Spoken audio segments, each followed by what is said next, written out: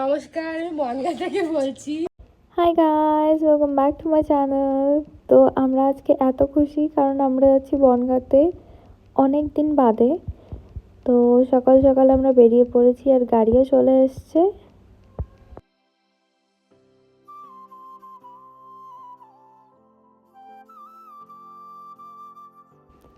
তারপর কিছুটা যেতেই দিদির ঝোলা থেকে বেরিয়ে আসলো পরোটা আর আলু ভাজা। তারপর আমরা সবাই একটু একটু করে খেয়ে নিলাম, কারণ কি আমরা অনেকটা সকালেই বেরিয়েছিলাম আর কিছু খেয়েও বেরোয়নি, তাই দিদি প্যাক করে নিয়েছিল। খেতে খেতে আমরা চলেও এলাম বনগাঁতে। এসে তো সবাই সবার লোটা কম্বল গুছিয়ে নিয়ে এসেছিলাম, অনেক ব্যাগ হয়েছিল। নমস্কার, আমি বনগা থেকে বলছি। তারপরে যেটা কাজ, আমাদের একটু পাগলামি করছিলাম আমরা সবাই মিলে ছাদে গিয়ে।